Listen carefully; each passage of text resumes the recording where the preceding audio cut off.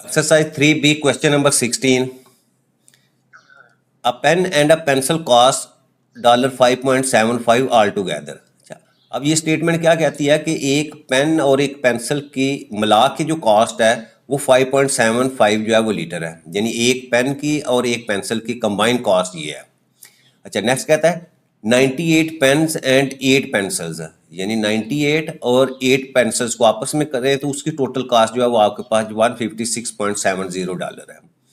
How much do 20 pens and 40 pencils cost, तो आपने 20 pens और 40 पेंसिल्स की कॉस्ट जो है वो बतानी है।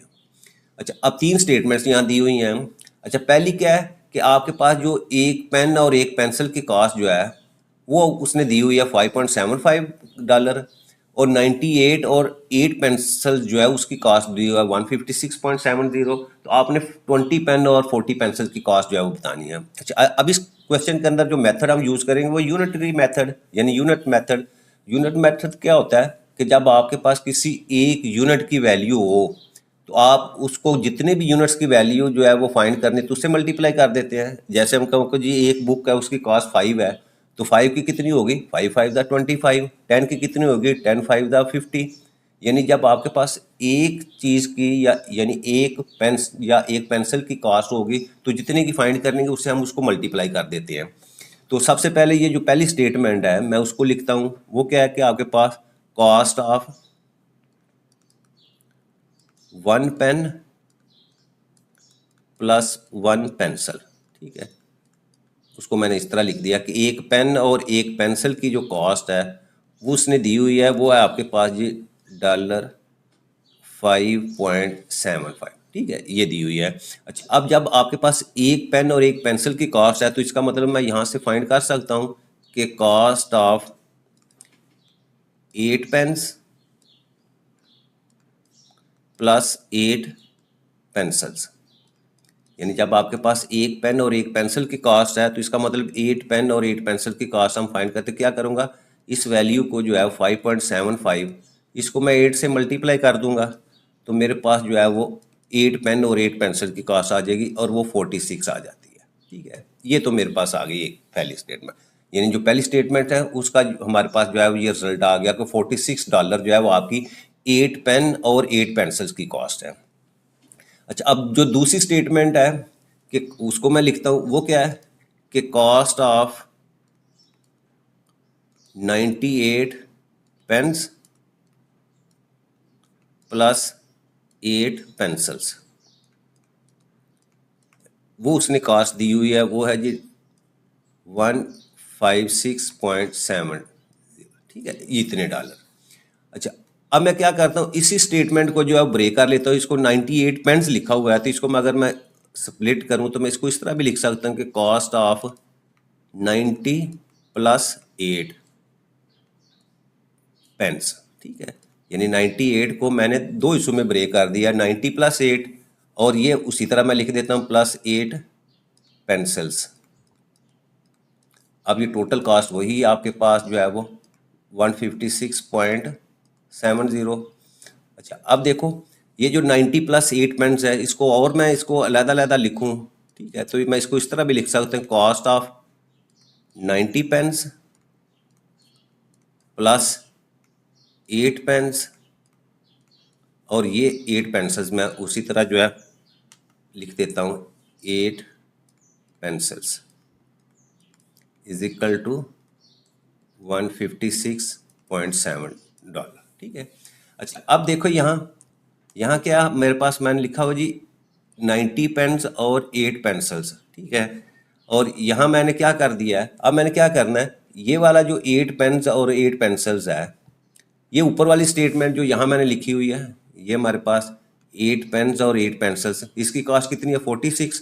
तो मैं क्या करता हूँ इन दोनों की जगह जो है वो 46 वैल्यू जो ये वाली वैल्यू जो है वो मैं यहाँ पुट कर देता हूँ, तो यहाँ मेरे पास आ जाएगी स्टेटमेंट कॉस्ट ऑफ 90 पेन्स और इन दो की जगह 8 पेन्स और 8 पेंसिल की जो कॉस्ट है ये 46, वो मैं यहाँ लिख देता हूँ जी $46 इज इक्वल टू 156.70, ठीक है। अब यहाँ फिर कॉस्ट ऑफ 90 पेंस। अब इसको दूसरी तरफ मैं ले जाऊंगा तो ये आपके पास आ जाएगा जी $156.70। इसमें से माइनस कर दें आप 46। अब सब्ट्रैक्ट करेंगे तो आपके पास वैल्यू आ जाएगी जी $110.70। अब ये किसकी कॉस्ट है? कॉस्ट ऑफ 90 पेंस, और 90 पेंस की ये कॉस्ट है। तो अगर यहाँ से हमने कॉस्ट ऑफ 1 पेन जो है वो फाइंड करनी हो तो क्या करते हैं हम? 90 से इसको डिवाइड कर देंगे। 110.70 डिवाइडेड बाई 90। और जब इसको डिवाइड करेंगे तो मेरे पास वैल्यू आती है जी $1.23। ठीक है, ये कैलकुलेटर से आप चेक कर सकते हैं।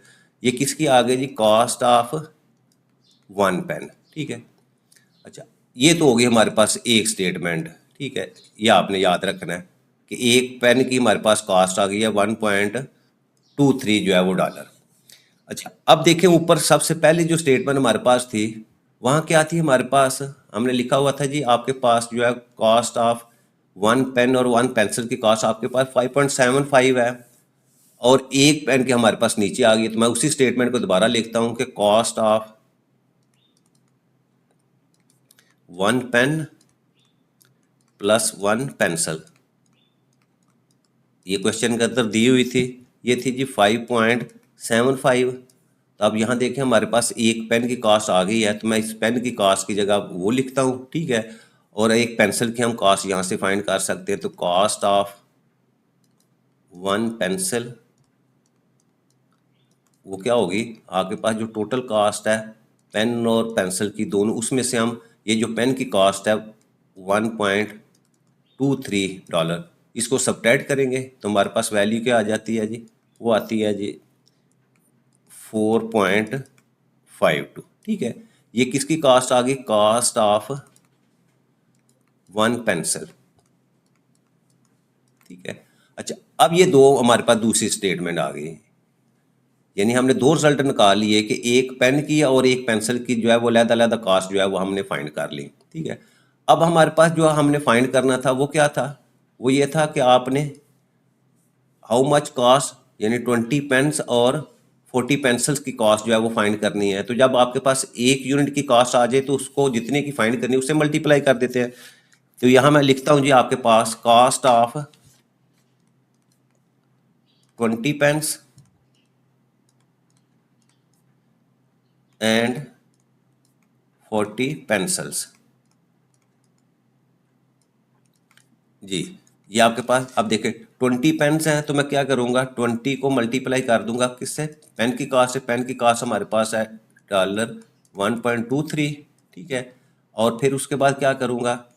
प्लस कर दूंगा इसमें। अब देखिए 40 पेंसिल की है तो एक पेंसिल की हमारे पास कॉस्ट कितनी है? वो है जी $4.52। ठीक है, यानी जो आपकी पेन की कॉस्ट थी उसको 20 से मल्टीप्लाई कर दिया क्योंकि 20 खरीदने हैं। ठीक, उसकी कॉस्ट फाइंड करनी है, और एक पेंसिल कॉस्ट हमारे पास $4.52 है, और 40 हमने कॉस्ट जो है बतानी है तो उससे मल्टीप्लाई कर दिया। अब दोनों को ऐड करेंगे, यहाँ मल्टीप्लाई करो। 20 को जब 1.23 से मल्टीप्लाई किया तो आपके पास वैल्यू आती है 24.60, और इसी तरह जो है 40 को हम 4.52 से मल्टीप्लाई करेंगे तो आपके पास कॉस्ट आती है 180.80। ठीक है, अब दोनों को ऐड करें तो हमारे पास जो वैल्यू आती है वो आती है जी 205, यानी 205.40 कॉस्ट। तो ये हमारे पास कॉस्ट आ गई जी 20 पेन्स और 40 पेंसिल्स की।